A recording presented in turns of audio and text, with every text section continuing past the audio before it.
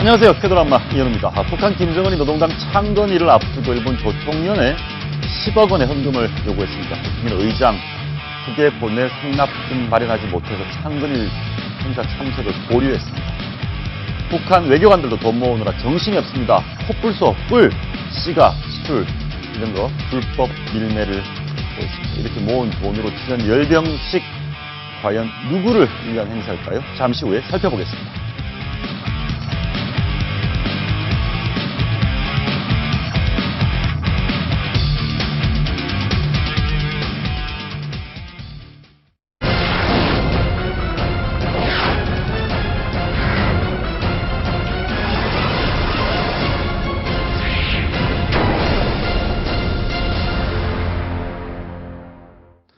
방금 말씀드린 것처럼 조선 총련 의장이 상납금을 마련하지 못해서 노동당 창건일 참석을 보류했다고 하고 우방국 외면하고 야심차게 준비한 창건일은 코앞인데 북한 열병식도 로켓 발사도 김정은 마음대로 안 되는 모양입니다. 이러다가 안방잔치로 끝날 수도 있을 것 같습니다. 고영환 전 북한 외교관 모시고 얘기 나눠보겠습니다. 어서 오십시오. 안녕하십니까. 북한이 핵실험 특집 프로그램을 지금 방송을 하고 있다는데 네. 북한이 무슨 특별한 기념일 앞두고 뭐 이렇게 다큐멘터리 옛날 이 특집 프로그램 방송을 잘 하는 편입니까? 특집 프로그램을 하는데 예. 이번에 특징적인 거는 어제 방영을 한 건데 이제 핵과 미사일이 뭐 우리 선군 조선의 위력을 높이고 이거네요. 예. 인공위성이 아주 천국 높이 조선 깃발을 달고 올라갔다 뭐 이런 거를 그러니까 2006년도에 핵실험, 뭐 인공위성도 쐈다. 예. 그러니까 뭐 북한 주민들에게 우리가 얼마나 이렇게 능력이 있는지 보여주는 그런 내용이네요. 우리나라는 정말 세계 예. 10대 군사 위성 강국이다 이런 것을 예. 보여주려고 그러는데 왜 저런 게 나오는 것 같은가 하면요. 저도 방송에서 나와서 여러 번 이야기를 했는데 10월 10일을 앞두고 인공위성이라고 가장한 장거리 미사일을 쏠 거라고 제가 이야기를 했는데 예. 제가 9월 말에 북한 과학자가 텔레비전에 나와서 무슨 이야기를 하는 거 보고 무슨 얘기를 했는가 하면 어떤 특정한 기념일에 맞춰서 쏘는 게 아니다. 이번에 못 쏠 수도 있다는 얘기네요. 우리 당 중앙이 결심하는 그 순간에 그 장소에서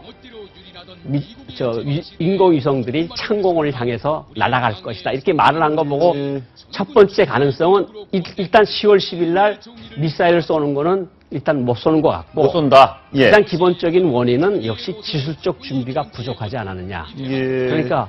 예. 알겠습니다. 그러면 북한이 혹시 이번에 로켓을 못 쏘니까 못 쏘는 대신 특집 프로그램을 방영할 수도 그렇죠. 있는데 예. 그 특집 프로그램 직접 한번 소리까지 같이 한번 보시겠습니다. 폭발력이 크면서도 소형화, 경량화된 원자탄을 사용하여 높은 수준에서 완벽하게 진행된 역사적인 이번 시험은 미국에 대한 우리 군대와 인민의 단호한 강타, 한다면 하는 선군 조선의 기질과 무진막강한 구국력의 일대의 시비였습니다. 지금 고생 말씀 들어보면 저런 특집 프로그램을 북한의 핵 능력을 과시한 특집 프로그램을 조선중앙TV에서 방송을 하는 것은 이번 10월 10일 날 못 쏘니까 그렇죠. 과시하는 거다. 다른 계기 때 예. 예를 들어서 뭐 7월 27일이든가 9월 9일 뭐 이렇게 공화국 창건일 이런 때 특집 방송을 해요. 예. 특집 방송이 초점이 어디 맞춰져 있는가 하면 김일성의 나라이고 김정일이 든든히 만들었고 김정은이 이끌어가는 나라라는 그런 지도자의 영도력에 중심을 두고 특집을 하는데 이번에는 핵과 미사일 발사를 하는 거로 저런 것으로 특집 방송을 하는 걸 봐서 10월 10일 미사일 발사는 이미 물 건너갔다는 생각을 하게 되고 실질적으로 인공위성 쪽에서 봐도 아직은 미사일이 기립을 하지 않고 있는 거다. 그러니까 첫 번째는 역시 기술적 문제가 작동을 하고 있다. 아직 미사일이 완성이 되지 못했다. 그리고 두 번째는 역시 한미중이 압력입니다. 한국, 중국, 미국의 압력. 그러니까 8.25 합의 때 비정상적인 사태가 일어나면 확성기 방송을 시작한다. 우리 대통령이 우리 정부가 북한 미사일 발사를 비정상적인 사태라고 간주를 하면 확성기 방송 재개. 확성기 방송을 할 수 있는 거예요. 예. 그러니까 북한도 지금 이게 미사일을 쏘면 확성기 방송을 재개할 건지 안 할 건지 판단이 안 서고 그리고 미국과 중국의 수반들이 만나서 유엔 안보리 결의들을 존중을 하라. 이거는 뭐냐면 북한이 장거리 미사일을 쏘지 말라는 그렇죠. 시진핑 예. 주석이 강력한 외교적 경고가 있었거든요. 그러니까 우리는 8.25 합의에 걸려 있고 중국이 외교적으로 강력히 경고를 했고 이런 상황에서 미사일 쏘다가 그것이 또 실패해서 올라가서 터지버리면 완전 망신이네. 완전 개도 구럭도 다 놓치는 정말 이 X망신이거든요. 아, 그렇군요. 네. 결국 근데 이제 북한이 이런 미사일도 미사일이지만 돈이 없는 것 같습니다. 네. 돈이 있어야 되는데 지금 오늘 보니까 아까도 말씀드렸지만 뭐 조총련 의장에게 뭐 돈을 마련해오라 이런 얘기 주셨는데 외교관들에게 100만 달러씩 고쌤 북한 외교관 하셨잖아요. 네, 예. 고쌤한테도 돈 마련해라 이런 지시 받은 적 있습니까? 우리 때는 예. 자발적으로 충성의 자금을 바쳤습니다. 예, 그러니까 얼마짜리 액수를 정해주지 않고 예. 당신이 능력껏 큰 행사 명절들에 충성의 자금을 지도자께 당에 바쳐라. 믿음의 분량만큼 헌금을 해라 이거군요. 그렇죠. 예. 예. 믿어줬는데 예, 헌금을 너가 왜 다. 가만히 있느냐. 그러니까 뭐 우리 때는 뭐 10월 10일 날 맞아서 500달러도 내고 1000달러도 내고 그랬는데 예. 지금은 액수가 정해진다는 거죠. 그러니까 큰 무역 참사부 예를 들어서 뭐 베이징이나 상해 같은 데는 뭐 100만 달러. 그 돈 어디서 마련합니까? 그걸 북한 사람들 말로는 날아다니는 돈을 잡아서 바친다 그래요. 돈이 날아다닙니까? 그걸 돈이 날아다니죠. 그게 무슨 소린가 하면 인도나 파키스탄이나 방글라데시 같은 나라는 금이 아주 좋습니다. 예. 팔아먹기에. 예, 그러니까 올해 3월 달에 방글라데시 외교관이 금괴 27kg을 가지고 세관을 통과하다가 걸렸어요. 예. 잡혔죠. 그리고 라틴 미주 같은 데는 주로 시가 같은 것을 쿠바산 시가를 예. 팔고 예, 예. 이걸 어떻게 이런 일이 가능한가 하면요. 저희가 준비를 해봤습니다. 지금 북한이 외교관들이 예. 고선생님도 이제 외교관 하셨으니까 북한 외교관들이 이런 방법을 들었는데 쿠바산 시가를 밀수를 한다. 예. 100kg씩 외교 행랑의 예. 쿠바 시가를 어디서 구해서 어디를 갖고 들어가는 겁니까? 쿠바에 예. 북한은 메xi코라 그러는데 예. 멕시코나 베네수엘라 외교관들이 가서 쿠바에 가서 쿠바의 암시장에 나온 코이바라고 하는 최고급 여성연, 그건 코이바라는 여성연은요, 시간은 스페인 국왕이 피우는 여성연입니다. 예. 되게 비쌉니다. 그거를 쿠바 사람들은 또 자기가 공장에서 빼돌려가지고 암시장에다가 암시장에 원래 가격보다 낮은 가격에 넘겨요. 그러면 북한 외교관들이 그걸 100kg씩 사가지고 예. 그거를 외교 행랑에다 넣어서 예. 베네수엘라, 멕시코에 가서 예. 그거를 20배의 가격으로 넘기는 거죠. 그러니까 쿠바에 가서 스페인 국왕이 피우는 최고급 시가를 사서 예. 외교 행랑에 넣으니까 이렇게 이제 검색을 통과해서 그렇죠. 팔아먹고. 그러니까 이렇게 검색을 해도 예, 예.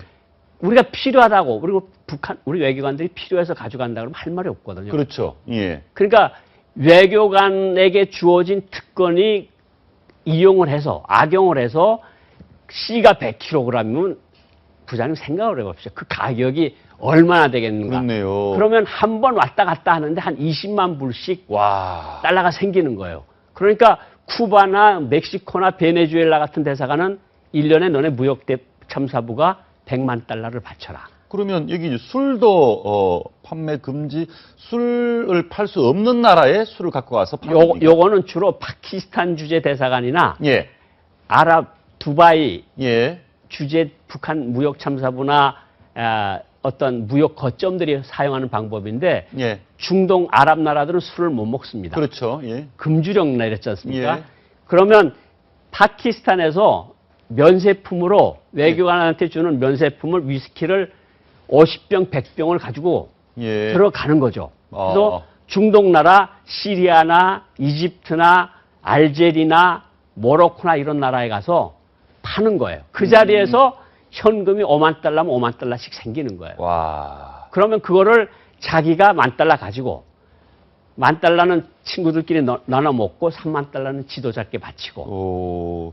그런데 이런 얘기도 있습니다. 금괴도 금괴인데 코뿔소 뿔을 어떻게 또 밀수를 하나요? 이게 예. 아프리카 나라에서는 나오는 보물이 동물의 특이한 부분이 나오는 거예요. 뿔, 상아 이런 거. 그러니까 예. 뭐 물개의 뭐 여기서는 뭐라 예, 예. 뭐 그런 거. 해구신, 예, 예, 예. 해구신이나 코뿔소 같은 거는 모잠비크 같은 나라들에서 저 라이노세로스라는 코뿔소거든요. 예. 저걸 북한 말로 서각이라 그러는데 예, 예. 서각을 하나 떼가지고 예. 싱가포르나 홍콩이나 마카오에서 팔면 예. 비행기 값 다 제하고도 예. 공제하고도 한 2만에서 5만 달러씩 아, 나오거든요. 2천만에서 5천만 원. 킬로그램당. 예. 아우, 저 뿔 참. 그래서 건물이 아플 것 저거를 같은- 예, 예. 자르면 그냥 잘라서 놔두면 좋겠는데 예. 저걸 자르려면은 코뿔소를 죽여야 합니다.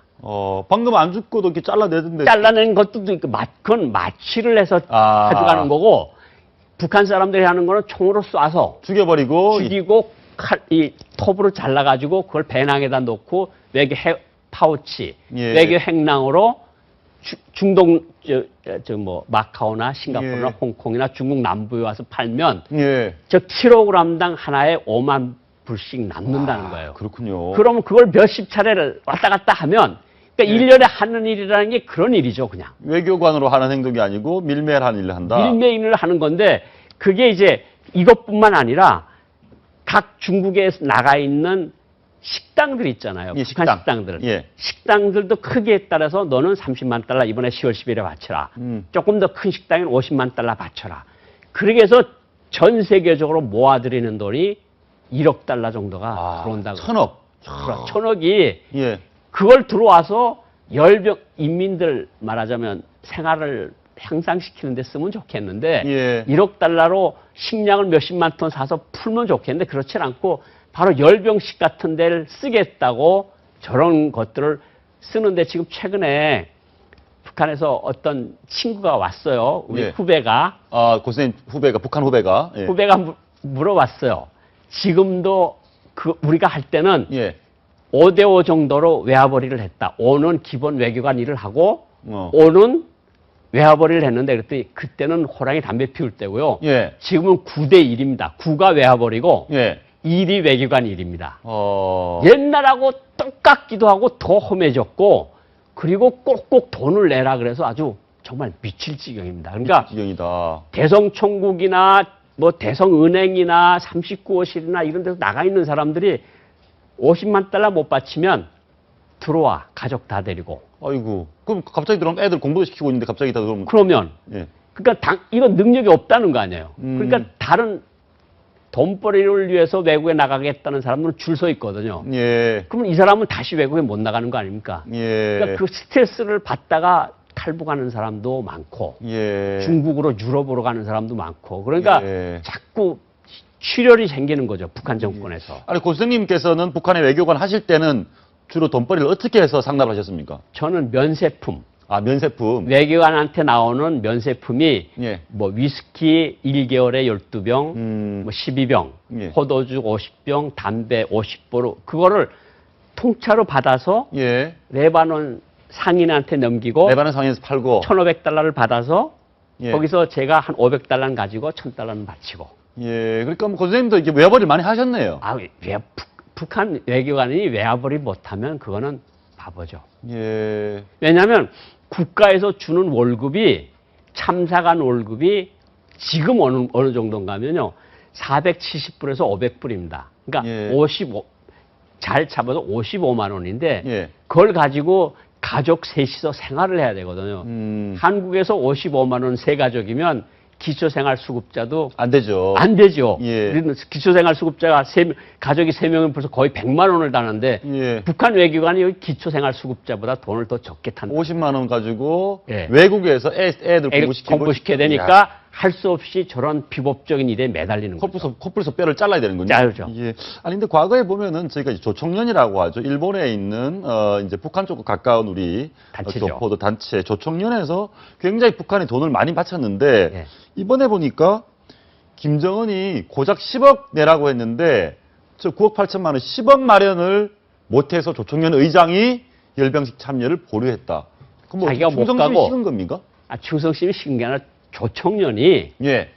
그전에는 한참 풀어놨을 때는 김일성 때는 예. 16만, 18만 명씩까지 풀어놨더니 지금 한 2만 명 정도로 아이고, 엄청 축소가 줄었네요. 됐습니다. 그러니까 예. 이게 인권 문제가 제기되고 납치 문제가 제기되고 막 복잡해지니까 예, 예. 사업가들이 탈퇴를 하는 거예요. 그래서 어. 우리 한국 쪽 단체인 민단 쪽에 많이 들어오는 거고 예. 이전에 그 북한에 북송돼서 그 가족들이 남아있는 일본에 남아있는 사람들이 주로 뭘 했는가 하면 빠찡꼬를 했어요. 빠찡꼬, 예. 빠찡꼬를 해서 북한에 많은 돈을 바쳤는데 그 예. 바친 이유가 가족들도 있지만 북송된 가족들. 예. 두 번째는 그래도 북조선이 강하니까 북조선에 의한 통일이 되면 우리도 뭔가 공을 세운 거 아니겠느냐. 그런데 지금 보면 북한에 의해서 통일될 가능성은 없죠. 거의 없다고 보니까 자꾸 액수가 줄어들어서 예. 이전 같으면 한 100억 가지고 들어갔을 겁니다. 예. 총련 의장이. 예. 한 20년 전 같으면 지금 10억을 마련을 못해서 자기 대신에 부의장이 대표단 단장으로 경축 대표단으로 들어가는 그런 상황이 예. 벌어지는 거죠. 아이고, 참, 일단 아무래도 뭐, 창건 일도 좋지만, 콧볼에서 뿔까지 잘라가면서 외교관이 외화벌이를 하는 게 참 이런 일이 빨리 없어져야 될 텐데. 알겠습니다. 다음 소식은 사실 어저께 있었던 일이죠. 주원문 씨, 북한에 억류됐던 대한민국 국민 주원문 씨가 풀려났습니다. 근데 풀려나기 전에, CNN이나 외신에 북한에서 인터뷰를 한 내용이 있습니다. 직접 한번 보고 설명 좀 부탁드리겠습니다. 보시죠. Because I broke the law by illegally entering, I will accept any judgment as given. But as a young college student, who wanted to satisfy his curiosity, I hope to be treated generously. 저 조문 씨는 지금 뭐 굉장히 뭐 기분도 밝고 네. 이렇게 뭐 큰 해를 당하지 않고 씩 풀려났습니다. 저게 올해 4월 달에 단동에서 북한 신의주로 넘어가는 불법 월경을 하다 잡힌 사람인데 예. 북한 국가안전보위부의 원칙이 있습니다. 저 사람 지금 미국 영주권자거든요. 아. 영어로 이 얘기를 하잖아요. 예. 잡혀 들어가면 예. 뭐 납치됐던 뭐 유인됐던 들어가면 가장 중요한 것이 국적입니다. 아. 북조선 탈출한 탈북자, 음. 한국 여권을 가진 한국인이면 처우가 벌써 처음부터 때리고 고문이 들어가고 그렇습니다. 그런데 외국 여권을 가지고 있거나 예. 아니면 영주권을 가지고 있으면 그 나라 해당 나라에 가서 영주를 하고 있는 사람 아닙니까? 대우가 다릅니다. 예. 저 때리고 그렇지 않거든요.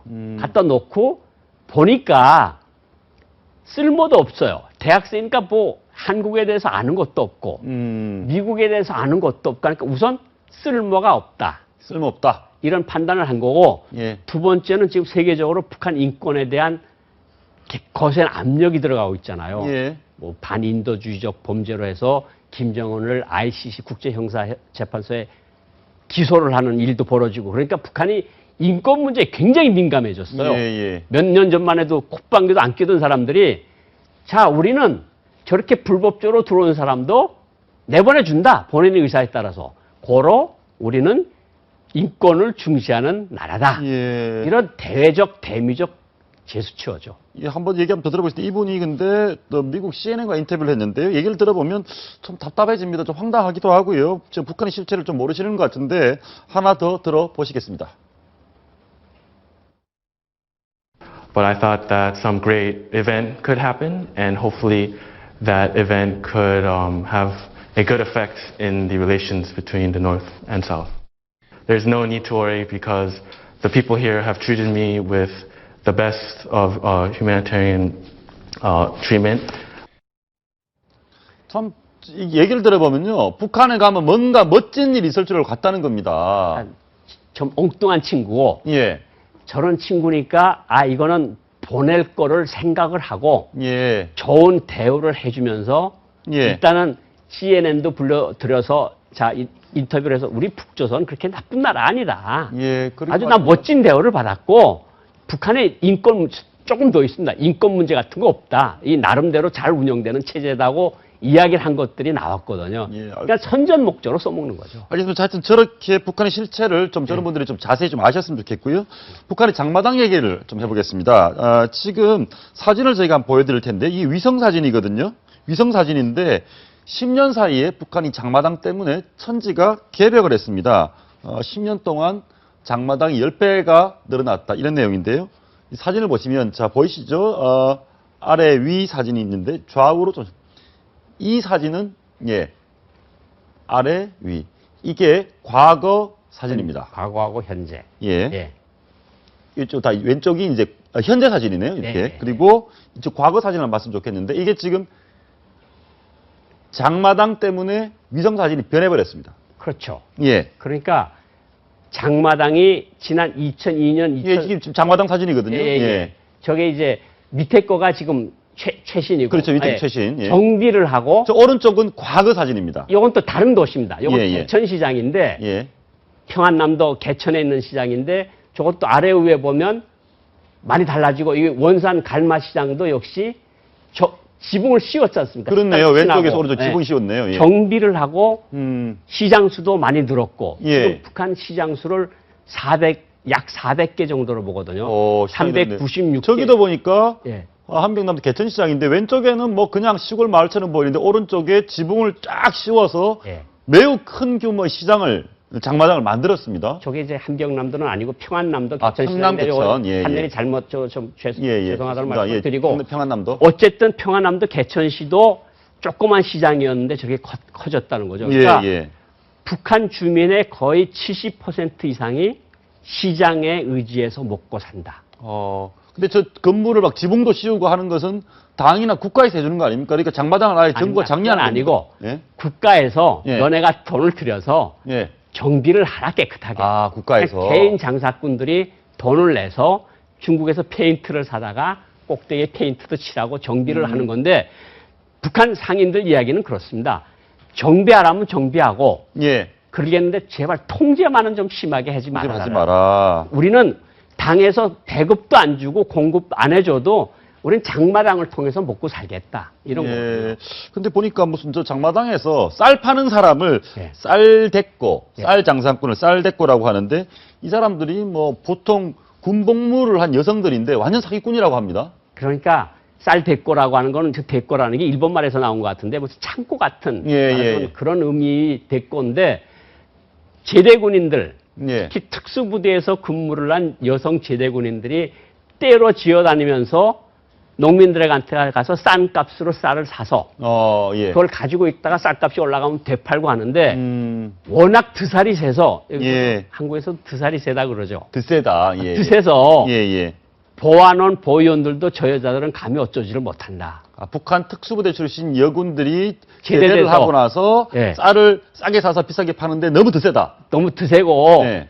그러니까 가서 단속을 하려고 그래도 때로 모여들어서 막 뭐라 그러니까 눈을 감고 그러니까 농민들이 피해를 보고 있다. 그러니까 예. 저건 시장의 한 측면입니다. 시장의 측면이다. 예, 마지막으로 오늘 알려진 소식 하나 있습니다. 북한에서 얘기를 한 건데 남쪽 선박, 북쪽 선박이 부딪혔는데 남쪽이 선박이 잘못해서 북한 선박에 피해를 주고 도망갔다. 이렇게 예. 얘기하고 있거든요. 예. 저게 우리 민족끼리에 저렇게 나왔고 조선중앙통신에 어제 나왔는데 예. 조설입니다. 오징어 잡이배. 예. 북한은 오징어라 그러거든요. 예. 여기 이제 낙지배를 여기서는 오징어라 그러고 여기서는 낙지라 그러는데 예. 낙지배를 한국 어선이 와서 치고 예. 매몰차게 도망을 쳤다. 예. 너네 정말 인간도 아닌 그러니까 북한 주민들한테 선전을 저렇게 하는 것이 먼 바다에서 고기를 자비를 하다가 이렇게 서로 뭐 배가 빠지면 도와주는 게 예. 선원들의 인지상정인데 예. 지금 보니까 도주를 했다. 도주를 했다. 그런데 지금 보니까 예. 지금 그 그림상으로는 둘이 이게 비슷하게 그려놨는데 보니까 우리 하인이라는 제주도 배가 저게 사실이라면 우리 배에는 피해자가 전혀 없고 예. 북한 배는 5명이 뭐 다치고 뭐 배가 다 부서지고 하는 게 예. 북한이 배가 뭐 낡아서 그렇습니까? 저건 그래도 예. 동력이 있는 배고요. 예. 일반 주민들, 일반 어부들이 잡는 배는 무동력 배라 그래가지고 예. 엔진이 없습니다. 저 배는 그나마 엔진이 있는 비행기. 그나마 저건 그래도 저거- 약간 특수 기지들 저런 배를 타고 다닌다는 거군요. 지금 나온 네. 저 배. 저 배. 야, 저 배를 타고 다니면서 고기를 잡는다고요? 예, 저거는 약간 동력에 엔진이 있다 그래서 조금 먼 바다로 나가고 예. 근해에서 주로 잡는 거는 무동력선. 그러니까 노를 저어서 야. 엔진이 없다는 소리죠. 이 그런- 대명천지에 노를 져서 물고기를 잡습니까? 예, 물고기를 아프리카도 그렇지 않습니다. 예. 아프리카도 다녀봤는데 아프리카 사람들도 노 저어서 잡는 거는 거의 드물거든요. 예. 그리고 저거는 북한군, 보위부, 보안부, 당 이런 특수기관들에서 엔진을 사서 붙인 거 남아 저 정도라고 예. 볼 수 있는 거죠. 저번에 이제 김정은이 탄 배가 사진이 하나 있었는데 봤으면 좋겠는데요. 혹시 이 배, 이런 배죠. 이런 배를 타고 이런 배를 물고기 타고 잡는다. 낚시질을 다니는 거죠. 예. 근데 저거는 왜 그때 김정은이가 갔을 때 왜 저런 노젓는 배를 저 호화 요트도 많은 사람이 예, 저 배를 왜 탔습니까? 근데 저거는 인민들한테 보여주려고 나는 이렇게 인민들이 쓰는 그런 낡은 배를 타고 예. 병사들이 밀어주는 배를 타는 난 정말 인민을 사랑하고 군인을 사랑하는 지도자라는 것을 보여주기 위해서 연출된 사진이라고 볼 수가 있습니다. 예. 참 아니 근데 물고기를 생산을 많이 하라고 하는데 네. 이게 좀 굉장히 위험할 것 같습니다. 저 동력도 없는 배를 타고 다니면서 그래서 자꾸 울릉도 근처에 가고 일본에 배가 도착했는데 시신이 발견되고 그러는 게 무동력선들이 나갔다가 예. 조금이라도 파도 세면 일본까지 몰려가서 아, 일본까지 가는 그래서 일본에서 아주 종종 아. 시신들이 발견되는데 어부들 시신이거든요. 그게. 아, 예. 아이, 참, 걱정입니다. 아무튼 저런 일이 좀 없었으면 좋겠는데요. 오늘 말씀 여기까지 듣겠습니다. 선생님 말씀 감사합니다.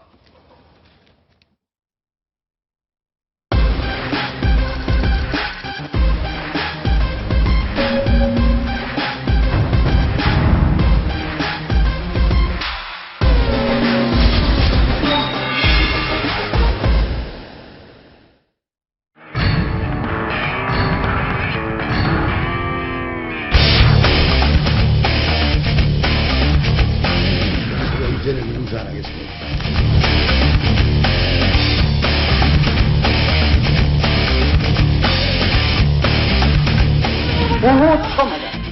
답변을 할 기회를 주셔야죠. 지금 어린 여성을 연구했습니까?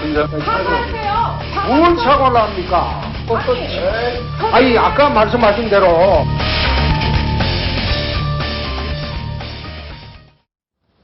잊혀 진행했던 김무성 대표의 마약 사위 논란이 재점화되고 있습니다. 김 대표의 사위가 재판 과정에서 약혼녀, 그러니까 김 대표의 딸 실명과 교수라는 직업을 구체적으로 밝혔다. 이런 얘기인데요. 결과적으로 이게 양형에 영향을 미치지 않았나 이런 의혹이 있습니다. 윤영걸 전 매경닷컴 대표, 신지호 전 새누리당 의원, 김성욱 한국자유연합 대표, 채널A 이남희 차장 같이 함께 짚어보겠습니다. 어서 오십시오. 안녕하세요. 마약 사위 이런 얘기하기가 참 불편합니다. 그리고 가정사라서 그렇긴 한데 이게 다시 문제로 불거진 게 국감장에 있었던 일 때문인데요. 국정감사장에서 어제 무슨 일이 있었는지 한번 보시겠습니다. 한 재벌의 아들, 그리고 여당 권력 실세의 사위, 그리고 병원 원장의 아들인 의사, 그리고 영화 감독. 권력을 가지면 무죄고 서민은 유죄일까? 범행에 대해서 전부 자백하지도 않았고 공범에 대해서도 진술을 하지 않았어요. 그러니까 수사에 충분히 협조를 안 한 것입니다. 어제 저런 일이 있었고요. 오늘도 국감장에서 난리가 좀 있었다면서요. 네, 바로 동아일보 오늘 단독 보도 때문입니다. 예. 바로 김무성 대표의 사위가 예. 재판받는 과정에서 바로 자신이 곧 결혼을 한다, 개과천선하겠다. 아, 그러면서 김현경이라는 이름과 그다음에 교수가 된이라는 그 김현경 교수라는 사실 실명을 거론했다라는 겁니다. 예. 그렇기 때문에 검찰에서는 일단 수사 단계에서 결국은 그 김무성 대표의 사위 결국은 그 김무성 대표 딸과 결혼하는 거를 인지한 게 아닌가라는 논란이 불거진 겁니다. 예. 이것 때문에 오늘 또 국감이 굉장히 그 봐주기 논란으로 시끄러웠는데요. 예. 새정치민주연합 임내연 의원이 이런 질의를 했습니다. 뭐라고요? 바로 이제 그 검찰총장에게 이런 얘기를 했는데요. 바로 김무성 대표 사위를 수사하면서 가장 통화량이 많은 여배우는 소환 조사하면서 왜 결혼한다는 그 김무성 대표의 그 사위, 그러니까 김무성 대표의 딸은 부르지 않았느냐 이런 문제 제기를 했는데 검찰총장은 이에 대해서 당시에는 이 딸은 지금 김무성 대표 딸인지까지는 몰랐던 것 같다. 뭐 이런 답변을 내놓기도 했습니다. 이게 참 난감하네요. 이런 내용이면 참 애매하고 뭐라고 답을 할 수도 없고 그리고 이게 끊임없이 의혹을 또 제기하는 것은 사실이 아니라면 김무성 대표에게 굉장히 굴욕적인 일이고 어찌됐건 이제 밝힌 사실만을 보면 뭐 그렇게 하나 보죠. 내가 이렇게 나쁜 죄를 지었는데 내가 곧 약혼도 하고 결혼도 할 것이고 개과천선하겠다 이런 말을 하면 검찰에서 그 사람이 누군지 알 수도 있을 것 같기도 합니다.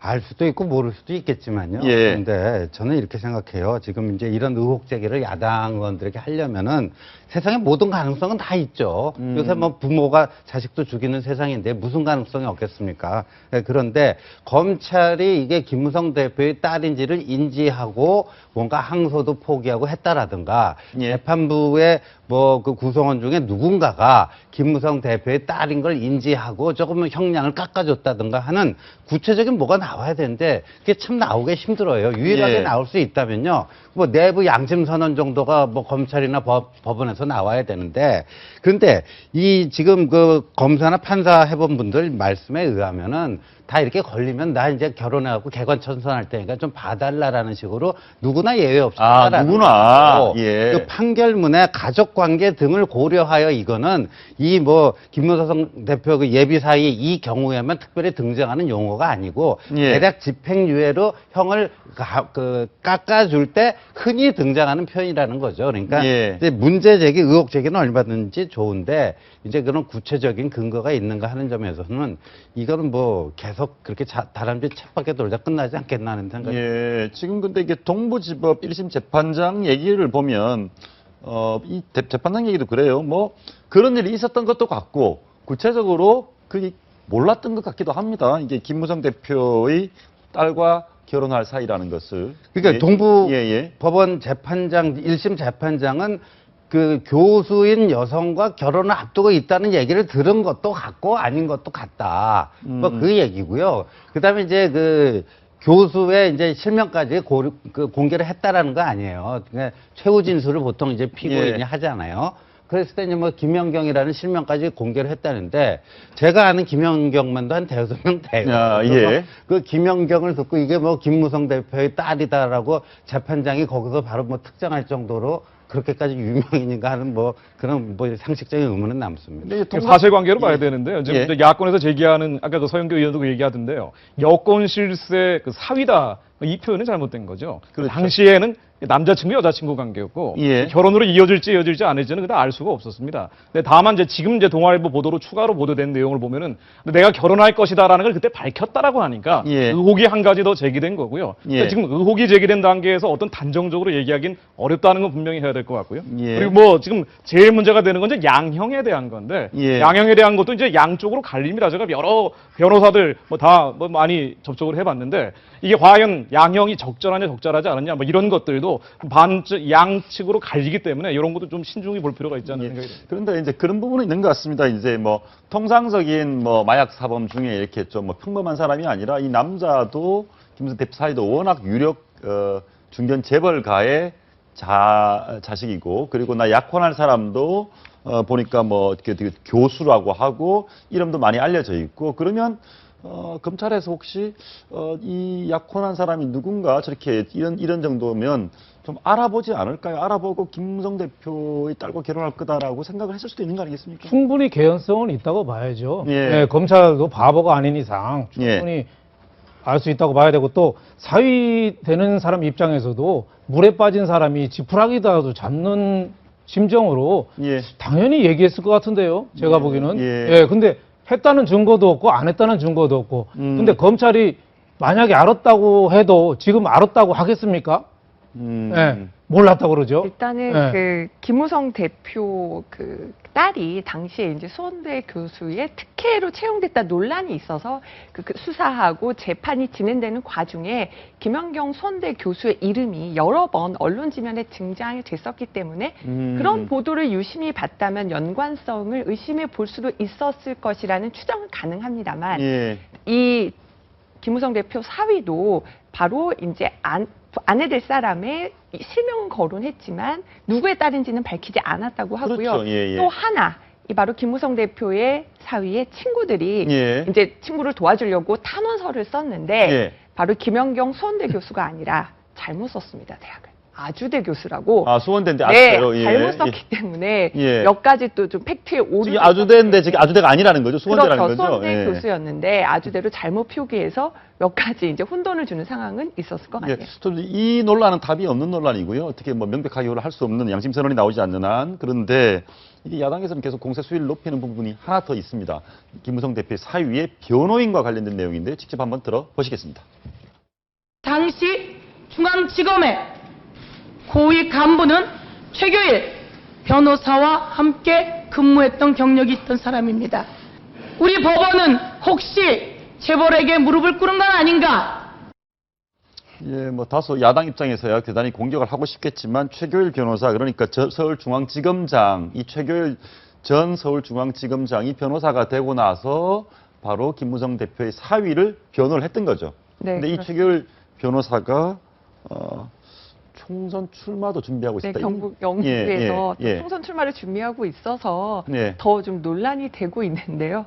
신재 의원이 뭔가 하실 말씀 있으신 것 같아요. 그런데 이래요. 제가 그 법사위원 할 때 저 최교일 그분이 이제 법무부 검찰국장을 하다가 예. 서울중앙지검장으로 갔고 거기서 이제 옷을 벗고 이제 변호사를 했는데 예, 저분이 말이에요. 이제 지금 총선 출마라는 건 자기 고향이 경북 영주입니다. 영주. 예, 예. 근데 그 영주가 지금 현역 국회의원이 누구냐면 장윤석 의원이에요. 예. 장윤석 의원 그때 그 기억나시죠? 김기종인가 리포트 대사 이렇게 칼로 자해했을 때 그거를 테러했을 때 그걸 진압한 그 의원 아닙니까? 예. 장윤석 의원. 근데 장윤석 의원도 검찰국장 출신이에요. 그러니까 검사 대선배고 그래서 근데 장윤석 의원이 김무성 대표하고 굉장히 가깝습니다. 최근에 당내 공방이 벌어질 때 오히려 김무성 지킴이를 자처하고 여기저기 언론 인터뷰도 한 적이 있어요. 예. 따라서 그러니까 그런 어떤 그 관계, 인간관계를 보면요. 이 최교일 최교일 변호사가 김무성 대표 사위인 거를 최대한, 예비 사위인 걸 최대한 활용해서 나중에 자신의 공천 뭐 했는데 조금 덕을 보자고 했다. 이런 가설이 있을 수는 있지만, 예. 그 장윤석 현역 의원이 거기 꿋꿋이 버티고 있기 때문에 이것도 제가 봐서는 그렇게 가능성이 높아 보이진 않아요. 지나치게 야당에서 정치적 해석으로 해서 정치적으로 음모론을 제기하는 거다, 그렇게 보시는 겁니까? 뭐 의혹 제기는 뭐 충분히 가능하다고 예, 봅니다. 예. 지금 나와 있는 것들 보면 이제 수사를 담당한, 이 사건의 수사를 담당한 동부지검장, 그리고 재판에 담당한 동부지원장, 이게 지금 이 최결 변호사하고 같은 곳에서 근무를 했거나 아니면 고교 동창으로 나와 있죠. 예. 새누리당으로 뭐 경북 쪽에서 출마한다는 얘기도 나오고 있고요. 그야말로 이제 정황상으로 보면 여러 가지 의혹들이 나오고 있는데, 이런 정황적인 것보다도 그러니까 의혹이 제기되려면 어떤 구체적인 그 논거, 제가 제일 그 어떤 면에서는 가장 큰 의혹의 근거가 될 수 있는 건 판결문이라고 봅니다. 예. 판결문 안에 나와 있는 이제 가족관계나 환경을 고려했다. 그러니까 왜 이렇게 선처를 했느냐? 판사가 가족관계와 환경을 고려했다는 표현이 들어가는 거로 봐서 이런 부분만큼은 좀 논란의 소지가 있지 않나, 뭐 이런 생각이. 근데 뭐 그 부분은 뭐 어느 판결문도 다 있다고 하고, 아무튼 이 부분은 모르겠습니다. 뭐 결정적인 뭐가 나오지 않는 이상 지금 현재로서는 야당의 공세 정도로만 판단이 됩니다. 예. 김무성 대표가 요즘 입지가 좀 곤란하죠. 예. 최근에 있었던 김무성 대표와 서청원 최고위원 간의 갈등, 이 갈등에서 가만히 한번 보십시오. 김무성 대표가 과거와는 좀 다른 모습을 보입니다. 보시죠. 당원 당규의 마음대로 수 있다. 이미 잘못된 거예요. 전 그거 이제는 용서 안 하겠습니다. 최고위원회 회의에서 공개 발언과 비공개 발언을 좀 구분해달라는 부탁의 말씀을 드렸는데, 나는 한마디 하겠습니다. 근데 솔직한 김 대표는 언론 프레임 너무 자주 해요. 자, 이제 그러냐 그만합시다. 그리고 자기네 할 얘기 다 해놓고 우리 보면 못한다. 국민 보는 앞에서 이제 더 이상 그만합시다. 그만합시다. 어떻습니까? 과거에 저 정도로 바로 옆자리에서 당신은 언론 프레임만 심하게 하고 당신 용서 안 해, 이 정도면은 자리 박차고 나오지 않습니까? 근데 지금은 박차고 나갈 그런 상황이 아닌 것 같습니다. 왜냐하면 예. 지금 당청 이 공천 룰 관련해 당청 갈등이 불거지면서요. 어제부로 이제 좀 일단락되고 봉합이 되는 느낌인데요. 근데 당청이 이렇게 되면 당청 할 것 없이 여러 가지로 곤란해지고요. 예. 총선 전망이 암울해집니다. 그러니까 이제 김무성 대표로서는 속으로 부글부글 하는 게 있을런지 모르겠지만 확전을 좀 자제해야 되고요. 예. 어제 이제 대통령께서도 청와대 수석비서관 회의에서 공천과 관련된 거를 이런 선방구 얘기를 안 하셨고요. 예. 오후에는 이제 두 사람의 비서관들이 사의를 표명하면서 내년 총선 이제 나가겠다. 그 이상의 이제 청와대 인사들이 나가는 일은 없다라고 이제 청와대에서도 분명하게 이제 그 선을 그었거든요. 그러니까 이런 상태에서 뭐 청와대나 특히 김무성 대표가 같이 서청원 그 최고위원이 저런다고 같이 이렇게 해버리면요. 오히려 이게 더 싸움이 커지는 거기 때문에 오히려 조금 약간 좀 냉수를 뿌릴 필요가 좀 있었다라는 생각도 들어요. 근데 이번 과정에서 보면 김무성 대표가 뭔가 오락가락했다라는 느낌을 지울 수가 없습니다. 오락가락했는지 저희가 보긴 그렇거든요. 자, 9월 30일은 오늘까지만 참겠다. 아무래도 대표를 당 대표를 청와대 참모들이 뭔가 모욕하는 것 같다. 굉장히 발끈했었습니다. 격앙했다가 그 다음에 그 다음 날은 바로 이제 청와대가 이미 상의한 거다. 이러면서 또 청와대와 진실 공방을 벌이면서 예. 어쨌든 좀 사건을 일단락 지으려 노력을 하다가요. 결국은 일단은 당원 당규대로 공천할 수 있다. 뭐 그런 얘기를 하면서 일단 물러서는 듯한 모습을 보이는 것이 좀 김무성 대표의 그러니까 물러서 버리니까 당연 당규로 물러서 버리니까 김무성 대표 편이었던 비박 쪽에서 김 대표 이게 뭐 하는 겁니까? 이렇게 왜 이렇게 물러섭니까? 지지를 하고 싶어도 자꾸 입장을 바꾸니 우리도 정할 수가 없어요. 이런 얘기 나오거든요. 네, 이게 좀 반번 물러서고 있는 건 맞는 게요. 예. 딱 하나 예를 들면 안심번호제 같은 경우도 처음에는 가장 완벽한 기법이라고 9월 30일 날 얘기를 했습니다. 그 다음에는 여러 방안 중 하나라고 좀 격화되고 예. 그리고 10월 6일 날은 중요하지 않은 것이다라고 아예 평가절하를 해버리죠. 그러니까 물러선 건 맞는데 김 대표 입장에서는 굉장히 고민스러운 게 좀 반드시 대권이라는 큰 그림을 보고 간다고 하면은 박근혜 대통령의 콘크리트 지지층을 데리고 가야 됩니다. 예. 근데 박근혜 대통령의 콘크리트 지지층을 이걸 데리고 가기에는 또 굉장히 부담스러운 면이 있는 게 만일 박근혜 대통령이 각을 세우게 되면 본인의 지지율도 빠지게 되고요. 그러니까 그렇다고 해서 박근혜 대통령을 전면적으로 비판하기에는 너무나 많은 부담이 따르고 그야말로 꽁도 먹고 알도 먹어야 되는데 이게 현실적으로 쉽지 않아서 그야말로 굉장한 갈등 상황이 아닌가 뭐 이렇게 지금 친박하고 비박하고 양쪽에서 욕을 얻어먹은 형편인데 그러니까요. 오늘 서청원 의원이 용서라는 표현을 썼어요. 용서라는 거는 윗사람이 밑에 사람한테 하는 얘기거든요. 죄를 지은 아랫사람에 대해서는 말이죠. 너 똑바로 해 이 소리거든요. 용서. 예, 영화 뭐 말죽거리 잔혹사 같으면 옥상으로 올라가는 그런 수준이거든요. 너한테 좀 손 좀 보고 싶다 이런 뜻이니까 예. 굉장히 거친 표현이죠. 예. 또 비박계 정병국 의원도 오늘 그런 얘기했죠. 당원 당규대로 하려면 여기까지 왔냐. 우선 추천 수용제, 지역 추천제 그거 말한 거 책임져라. 뭐 이렇게 했는데 김무성 대표가 이렇게까지 우회 전략을 쓰는 거는 제가 보기에는 몇 가지 이유가 있어 보입니다. 첫째는 이제 정면 승부를 피하자. 박근혜 대통령 지지율이 30%니까 지금 이렇게 말썽을 부려도 시끄러워도 박근혜 대통령의 지지율은 지금도 올라가고 있습니다. 예. 최근에 대구 경북에서도 뭐 9.2%가 올라가고, 그렇죠. 예. 대전 충청에서 11% 그렇습니다. 올라가고, 예. 보수층에서도 4.6%가 정도로 올라가니까 더 이상 정면 승부했다가는 화물차하고 승용차랑 둘이 받는 거랑 똑같아서 화물차, 승용차 들이받으면 들이받으면 승용차는 뭐 존재도 없는 거죠. 예. 두 번째는 손에 피를 묻히지 않고 좀 해보겠다 이런 뜻이 있는 것 같아요. 손에 피를 묻히지 않다. 문재인 대표가 혁신이라는 묘수를 통해서 할 거 다 했잖아요. 예. 그걸 벤치마킹해서 좀 하고 싶은 거를 좀 우회적으로 좀 하고 싶다. 이런 뜻이 있는 것 같고 마지막으로는 시간은 내 편이다. 예, 내년 총선까지는 하여튼 좀 어떻게 끌더라도 그 다음에 칼을 뽑아서 뭐든지 잘라야지 지금 칼 뽑았다가는 칼까지 다 뺏길 수도 있다. 뭐 이런 생각이 좀 있지 않느냐. 상당히 비유도 적절하시고 이렇게 쏙쏙 들어오는데 어떻습니까? 예, 저도 뭐 동의하고요. 선거라는 건 덧셈 정치, 한 표라도 더 보태야지 이기는 거지. 뺄셈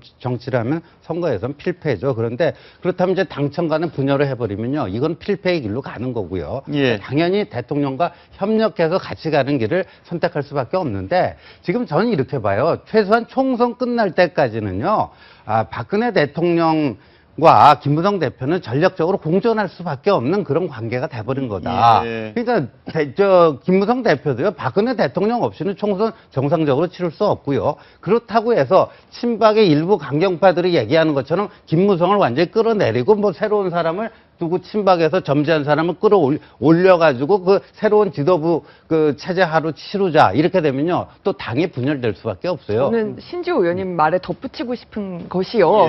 바로 대선 주자로서도요. 대통령과 갈등한 대선 주자는 다음에 당선이 되지 못했어요. 예를 들어 노무현 대통령은 김대중 대통령과 좋은 관계를 유지해서 다음에 당선이 됐는데 다음에 이제 정동영 후보의 경우는 노무현 대통령과 갈등을 빚었습니다. 그래서 예. 당선이 되지 못했고 박근혜 대통령의 경우도 마지막에 이명박 대통령을 잘 도와주면서 당선이 됐거든요. 대선 주자로서도 자꾸 대통령과 갈등만 일으키는 거는 도움이 되지 않습니다. 아까 예.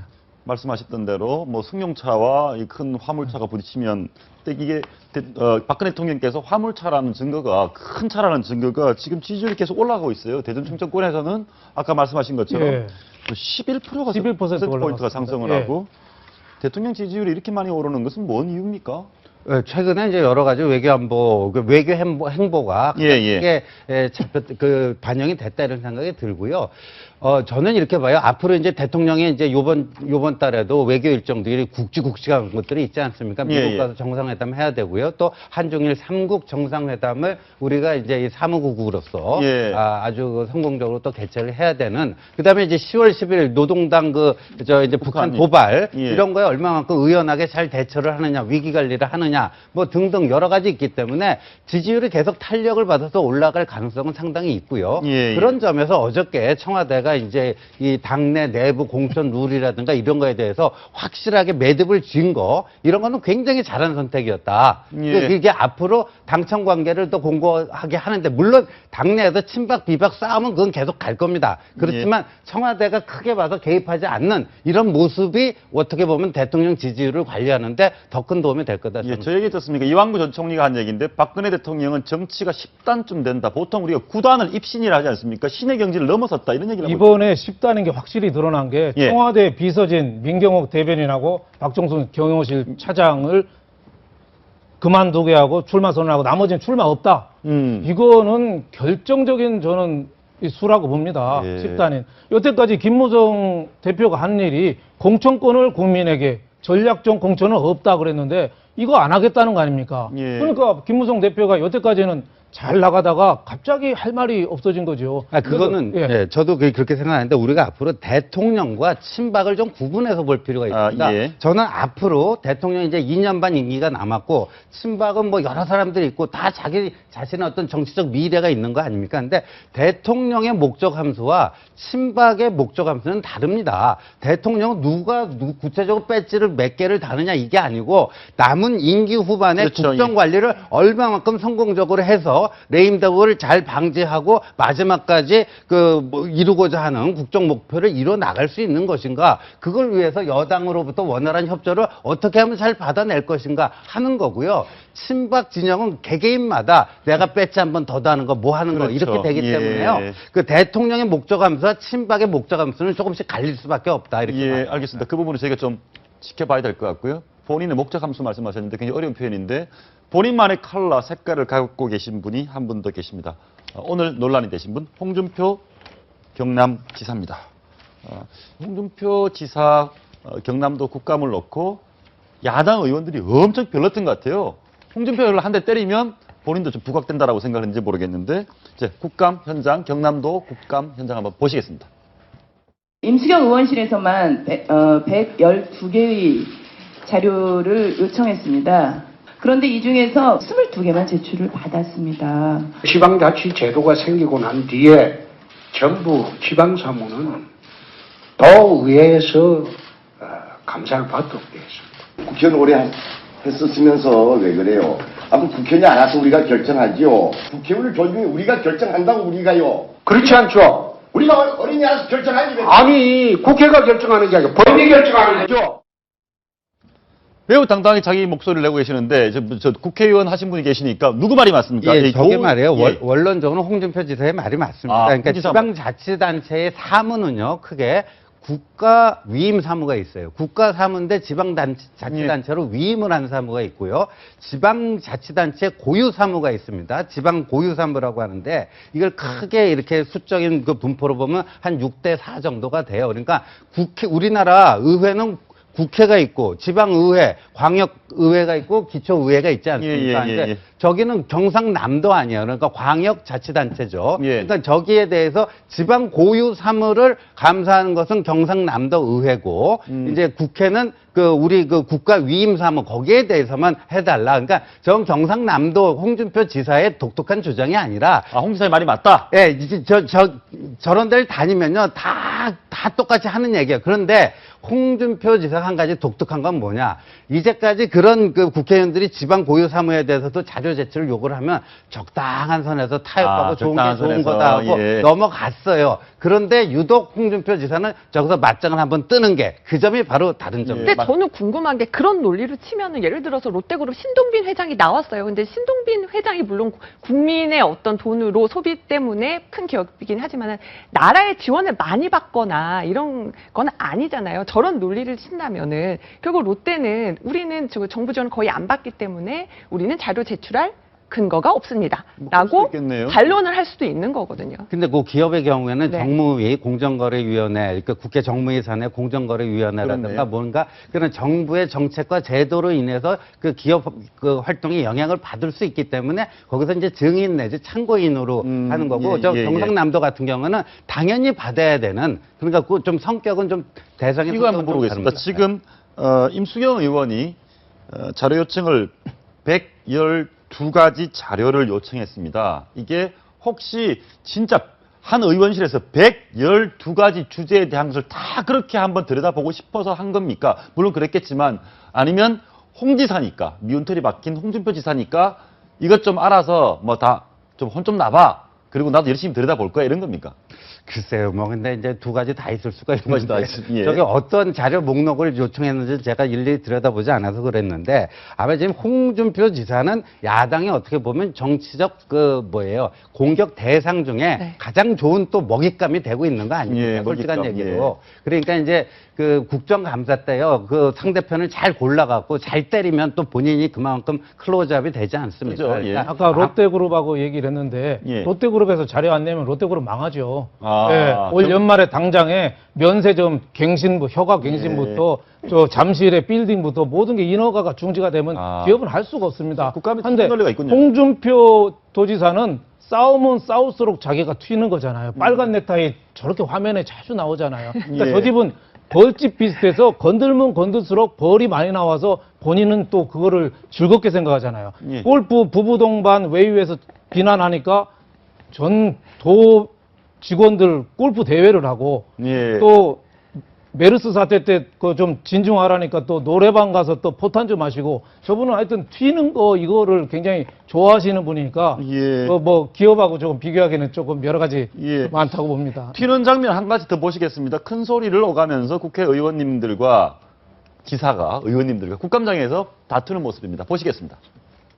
위원장님, 도지사님께서 저한테 어허참 예. 이렇게 홍사님 잠깐 얘기하셨어요. 계시고요. 우리 잠시 제가 지금 어린 듣고 여자를 계시고, 연구했습니까? 우리 진정- 사과하세요. 기사님, 사과하세요. 사과를 합니까? 아니 어떻게 무서워서 답변을 질문을 하겠습니까? 아이, 또 그러니까 우선 저한테 어허참 최악입니다. 함경남도가 아니라 경상남도에서는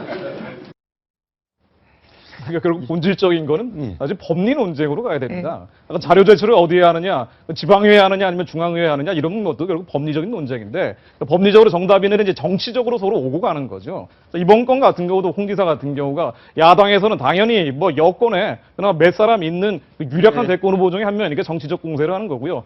홍 지사 역시 정치적 방어를 하는데 그 가운데 이 본질적인 문제가 외면돼 버리고 가장 그렇죠. 중요한 감사 자료들이 막 빠져버리는 이럴 사안들이 많다는 거죠. 지금 가장 중요한 게 무상급식 논란이라든지 이런 거에 대해서 좀 더 진지하게 좀 얘기 좀 해야 근데 되거든요. 이제 예. 그 본질적인 무상급식이라든가 내용도 봐야 되겠지만 참이 이렇게 얘기를 하고 최악이네요. 뭐 하고 이렇게 좀 어떻습니까?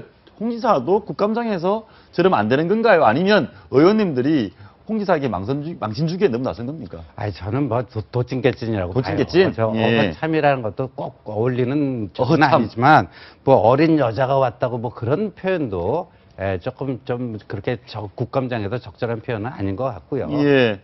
좀 예, 알겠습니다. 진선미 의원이 아무래도 법조계 후배다 보니까 또 그런 말들이 좀 오고 간 것 같은데, 그러니까 본질은 주목을 못 받고 저런 그 말싸움, 말공방만 주목을 받게. 제가 보기에는 어허참이 좀 재미는 있습니다. 예, 저희가 사실은 본질은 뭔지를 저희 CG로 준비를 했는데요. 사실 국감에서 이런 거 짚어서야 되는 거죠. 어허참 할 게 아니라 공무원 골프 대회 도정 차질 수사 때문에 무상급식 지원 중단 이런 부분이 국가와 관련돼 있는 정책으로 다뤘어야 됐는데 그것보다는 굉장히 싸우고 참 이랬습니다. 제가 이 말씀도 드리고 싶었어요. 오늘 새정치민주연합의 노웅래 의원이 바로 홍준표 지사한테 성완종 게이트 때문에 이렇게 문제가 됐는데 책임감 느끼지 않느냐 이렇게 물었더니 홍 지사가 뭐라고 대답했냐면요. 그거는 법사위 국감에서 다룰 문제다. 그러니까 오늘은 행안위 국감이기 때문에 그런 수사나 관련된 논란은 법사위에 가서 물어보라 이겁니다. 근데 이거는 홍 지사가 좀 잘못된 답변이라고 생각을 하는데요. 결국 자신의 어떤 일신 관리가 잘못돼가지고 논란이 된 건데 여기에 대해서는 말을 밝히는 게 맞고요. 법사위는 본인이 대상이 아니라 보통 검찰청이나 이런 쪽 다루는 거거든요. 이 말도 답변도 좀 논란이 되게 됐습니다. 제가 알기로는 뭐 의원님도 그렇고 대표님도 그렇고 뭐 이렇게 골프 별로 안 즐기시는 걸로 알고 있는데 유독 홍 지사가 골프 때문에 구설수를 많이 올렸습니다. 골프를 친 자체보다도 골프에 대한 본인의 해명에서 오히려 더 논란을 불러일으켰습니다. 한번 보시겠습니다. 서민을 자처하고 농민의 아들임을 자처하는 전직 대통령이 경기도 골프장을 통째로 빌려가지고 또 골프 파티도 했어요. 그 전직 대통령의 행각으로서는 아주 부적절한 행각입니다. 그런데 그런 문제를 집중적으로 부각을 시켜가지고 더 이상 국민의 눈살 찌푸리게 하는 그런 행동, 발언, 못하도록 하세요. 현지에서 공식 일정을 마쳤어요. 공식 일정을 마치고 나머지 시간을 비공식 비즈니스로 내가 접대를 한 거예요. 공무원 사기가 떨어진 나라는 융성할 수가 없습니다.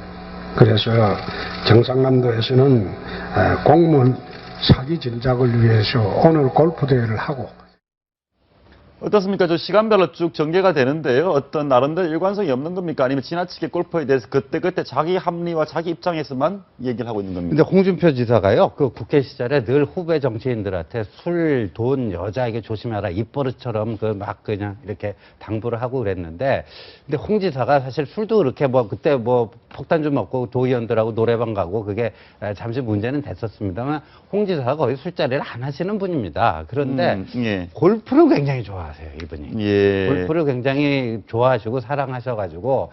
그런데 이제 도지사 시절 성완종 게이트 나기 전까지는 골프를 좋아하지만 다른 부적절한 사람들하고 어울려서 치면 오해를 받을까봐 자기 돈에서 사업하는 사람들이라든가 그런 오해를 받을까봐 항상 골프 고정 멤버가 있다라는 거예요. 꼭 그 사람들만 같이 가서 이렇게 했는데 아마도 이제 성완종 사건이 나고 하면서요 좀 생각을 바꾼 것 같아요. 그러니까 아까 노무현 전 대통령 골프에 대해서는 저렇게 질타를 하다가 본인이 이제 내놓고 골프 장려 운동가가 돼버린 거 아니야. 골프 장려를 하는. 그래서 이제부터는 좀 저런 거에 대해서 본인이 이제 절제를 안 하고 좀 더 과감하게 내놓고 하자. 이런 식으로 좀 인식이 바뀌어버릴까. 골프는 우리나라에서 프레지던트컵도 행사도 그렇죠. 하고 행사를 하죠. 골프가 굉장히 우리 국위선양도 하고 좋은 운동이고 자기 돈으로 치는 건 뭐라고 할 수가 없는데 도 공무원이 거의 23,000명 되는데 그중에서 144명을 해서 25만 원씩 걷어서 골프 대회를 한다. 이거는 조금 남보기가 좀 못하죠. 왜냐하면 김영란법도 나오지만 공무원들이 자기 돈으로 월급으로 자기 돈으로 못 칩니다. 그렇죠. 특히 지방 공무원들은 업차들하고 유착 관계가 심해가지고 매일 골프라는 게 서서 하는 운동 중에 제일 재밌는 게 골프라는 거 아닙니까? 앉아서 하는 운동 중에서는 마작이고 누워서 하는 건 제가 얘기를 안 하겠습니다만 그런 정도로 재밌어서 골프 한번 공무원들이 치면 하루 종일 골프 얘기만 하고 사무실에서 퍼팅 연습할 텐데 그런 걸 어떻게 감당할 건지 좀 더 큰 시각으로 좀 봐야 되지 않느냐 이렇게 싶습니다. 결국은 이제 어떻게 보면 별 문제가 아닌데 본인께서 오히려 더 문제를 키우는 측면이 있는 것 같습니다. 사실은 태풍 피해 지난 7월이죠. 태풍 피해 있었던 직후에 노래방에서 폭탄주 먹는 사진이 문제가 됐습니다.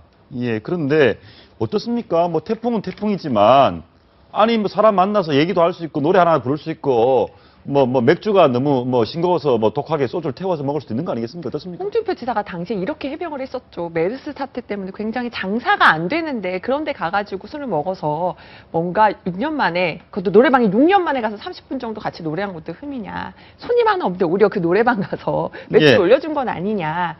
이러면서 발끈했었는데 오히려 이것이 또 더 많은 비판을 낳기도 했었습니다. 저 부분은 모르겠습니다. 저는 참 판단하기가 참 곤란합니다. 이걸 일방적으로 비판하기도 그렇고요. 근데 실제로 좀 비판받을 여지가 있는 부분은 사실은 지금 홍 지사가 성완종 게이트 관련해서 재판을 받고 있는데 이것이 이완구 전 총리 재판과는 굉장한 차이가 있습니다. 속도예요. 홍준표 재판은 재판 준비 기략을 해서 시간 끌고 있고 공판도 미지수입니다. 그런데 이완구 전 총리 재판 이미 2차례나 열렸습니다. 현직이어서 봐주기 아니냐 이런 말이 충분히 나올 수 있는 측면이 있는 거 아니겠습니까? 네, 그렇죠. 지금 현직 봐주고 그 전직은 봐주지 않느냐 뭐 이런 형평성 논란도 있지만은 예. 지금 뭐 홍준표 지사 재판 관련해 가지고 자금 전달자라고 하는 윤승모 전 경남기업 부사장이 있죠. 예, 예. 이 윤승모 전 부사장에 대한 진술 회유 정황이 있다라고 검찰 쪽에서 얘기를 하고 있습니다. 자, 그러면 이게 진술자 오염이 될 수가 있다는 얘기인데, 그래서 검찰은 빨리 속도를 진행시키자라고 하고 있는데 자료 제출로 인해서 계속 늦춰지고 있다는 거고요. 예. 만약 그렇게 되면 이제 부패 사건, 물론 지금 논란입니다만은 재판 중입니다만은 이런 사건이 그 전체적으로 오염될 수 있는 가능성이 높아진다는 거고요. 여기에 대해서는 지금 법정에서 빨리 속도를 내는 것 말고는 방법이 없을 것 같습니다. 예, 빨리 속도를 내야 된다. 알겠습니다. 오늘 저희가 마지막으로 짚어볼 부분은 고영주 박문진 이사장, 저희가 어제 한번 다루기도 했는데요. 예, 이 얘기가 된, 문제가 된 단초를 좀 들어보시고 좀 말씀을 좀 해주십시오. 저희도 판단 내리기 어려워서 그렇습니다. 직접 한번 들어보시겠습니다. 노무현 정권 때 청와대 부산 인맥이라는 사람들이 전부 불임 사건 관련 인맥입니다. 공산주의 운동을 하던 사람들입니다. 그렇기 때문에 저는 문재인 후보도 이거는 공산주의자이고, 이 사람이 대통령이 되면 우리나라는 적화되는 건 그야말로 시간 문제다라고 저는 확신을 하고 있었기 때문에. 저 말을 할 당시에는 박문진과는 상관이 없었고요. 방송문화진흥원에 상관이 없었고, 그냥 쉽게 보면 전 남부지검, 서울 남부지검 검사장이었습니다. 전직 검사장으로서 뭐 공안 쪽에서는 결국 보수적이고 강경하신 분 같은데 저런 얘기를 했습니다. 문재인 당시 대권에 도전하는 후보는 공산주의자다. 이 사람이 대통령이 되면 적화가 된다. 그리고 이거에 대해서 야당이 반발하는데도 전혀 물러서지 않고 사실을 사실대로 말했다. 이 부분은 어떻게 판단하겠습니까? 저는요, 저분하고 몇 번 이제 대화를 해본 경험이 해보셨습니까? 있는데요. 예. 저 이제 국가관이 투철하신 분이고요. 예. 한마디로 말씀드리면 반공주의자, 아주 강력한 반공주의 사상을 가지신 분이다. 저는 그렇게 이제 이해를 하고 평가를 했습니다. 그런데 불임 사건이 이제 좌경화 사건에 나오는 여러 가지 사건 중에 하나인데요. 저거를 저렇게 다 공산주의자라 이렇게 얘기하는 것은 좀 지나친 논리 비약이다라고 얘기 드릴 수밖에 없고요. 더군다나 과거의 그 불임 사건 당시에 그 당시 사건 관련자들의 생각과 그 지금의 그들의 생각이, 사람이라는 건 생각이 이렇게 끊임없이 이렇게 진화 발전을 해 나가는 거 아닙니까? 당시에 설령 그런 좀 좌경 사상을 가졌다 할지라도 그 생각이 지금 그대로 가지고 있는지 여부는요, 또 지금의 어떤 그 사람의 상태를 정확히 진단해보고 해부를 해봐서 면밀하게 얘기를 해야 되는 건데, 사실 그렇게 분단 국가에서 너 공산주의자야, 너 빨갱이야, 이거는 굉장히 큰 낙인 효과거든요. 근데 이제 대선 후보를 지낸 분한테 저거는 굉장히 논리 비약으로 과하게 얘기한 거고, 고영주 이사장께서요, 내가 그때 뭐 우익운동 하던 시절에 좀 그런 사람들만 모여있는 자리에서 한 얘기고 좀 과한 얘기다, 이렇게 빨리 수정을 해야 될 문제가 아니겠습니까? 그런데 이제 저희는 그렇습니다. 저게 당시에는 본인이 박문진과도 관련이 없었고, 그리고 과거에 자기가 불임 사건을 검사로서 조사를 할 당시에 본 그 문재인, 노무현 이분들은, 특히 문재인 이분은 공산주의자였다는데, 이렇게 문제가 내고 난 다음에도 어저께 한 말이 있거든요. 지금 말 CG를 준비를 했는데요. 어제도 생각을 굽히지 않습니다. 대한민국을 지켰다는 것은 이념의 편향이고, 대한민국을 허물겠다는 것이 이념의 정당성인가? 어떻습니까? 본인이 소신을 바꿀 생각이 없는데요? 그래, 바꿀 생각이 없는데, 그러면 저기 박문진이라는 데가요, 그 MBC, 그렇죠. MBC가 공영방송이고요. 여러 가지 균형감 있는 방송을 해야 되는 그런 공영방송인데, 저기 이사장님 아니세요. 그러니까 이제 이념 운동가로서 저렇게는 주장을 할 수가 있는데, 저는 이제 단순 이분법이고 좀 지나친 흑백 논리다 하는 게 개인적 느낌입니다. 그렇다면, 이건 박문진 이사장으로서는 저는 저거는 내놓고 그냥 저렇게 이념 운동 하시면 되는 거 아닌가 싶습니다. 좀 반대쪽에서 또 지금 박문진 이사장인 고영주 이사장이 다소 좀 경직돼 있고 과거에 이분법적인 말씀을 하신다고 하는데, 오늘 이종걸 새정치민주연합 원내대표의 얘기는 또 너무 또 이쪽에서도 과한 거 아닌가 싶은 측면이 있거든요. 직접 한번 들어보시겠습니다. 극우의 민낯이 드러난 고영주 박문진 이사장은 민주주의적으로 반드시 퇴출되어야 합니다. 고문경찰로 우리에게 이름 높은 그 이근한 그 사람이 전신 성형을 하고 등장한 것 아닌가라는 느낌도 받았습니다. 대통령은 나치 정권에 괴벨스가 있었다면 박근혜 정권에는 고벨스, 고용주가 있다는 말이 나오지 않게 즉각 조치를 취해야 합니다. 아니, 근데 저희가 보면서, 물론 이제 양쪽도 과한 측면이 있고 비판은 좋은데요. 이념은 생각이 다를 수가 있으니까. 나치 정권 괴벨스 얘기를 하는 거 보면, 히틀러에게 괴벨스가 있었는데, 박근혜 대통령에게는 고영주가 있다. 이 얘기는 고영주 이사장이 개인적인 소신이나 이 얘기를 박근혜 대통령을 히틀러와 비슷한 쪽으로 대시키는. 네, 아니, 이게 전혀 적절하지 않은 비유고요. 그러니까 문재인 대표에 대해서 공산주의자라고 표현했다. 뭐 여기에 대해서 아마 이제 법적인 평가가 법원에서 나게 될 겁니다. 예. 이런 부분에 대해서 이제 고용주 이사장이 책임을 져야 될 부분일 수도 있고요. 다만 한 가지 81년도 불임 사건을 주도했던 사람으로서 어떤 뭐 보이지 않은 증거들이 있다면 아마 제출을 해야 될 겁니다. 그러나 이제 문제를 제기할 때 사실이 아니라는 것을 문제 제기하려면 역시 사실에 기초해서 문제 제기를 해야 됩니다. 예. 박근혜 대통령이나 뭐 지금 고용주 이사장을 히틀러나 괴벨스에 비유한다는 것은 2차 대전 때 5천만 명을 학살로 이끌었던 게 히틀러 아닙니까? 600만 명의 유대인을 학살한 게 히틀러인데 이거의 선전대 역할을 한 게 괴벨스죠. 예. 이런 비유는 전혀 적절치 않고 이렇게 사실이 아닌 주장으로 마녀 사냥하는 것은 전혀 옳지 않다라고 생각이 됩니다. 예. 저도 좀 과한 비유라고 하는 생각이 들고요. 사실 지도부들은요, 새누리당도 그렇고 야당도 그렇고 항상 최고위원 회의, 어떤 지도부 회의 가면은 오늘은 어떤 말을 할까, 그날에 그게 기사가 되거든요. 결국은 이종걸 원내대표도 막 고민을 하다가 어제는 바로 그 이근한, 오늘은 괴벨스를 떠올렸던 것 같은데 좀 과한 비유였던 생각이 들고요. 이종걸 원내대표가 워낙 좀 구설이 많았습니다. 예전에 예, 박근혜 예. 대통령 마리 앙뚜아네트에 비유했다가 다시 잘못 말했다 수정하기도 했고요. 조금 과한 비유가 아니었나 생각합니다. 저분들 얘기를 좀 이해를 하려면 유럽의 역사도 좀 공부를 많이 해야 될 것 같습니다. 오늘 말씀 이렇게 듣겠습니다. 말씀 감사합니다. 감사합니다. 네, 큐톤 한번 마치겠습니다. 시청해주신 여러분 고맙습니다.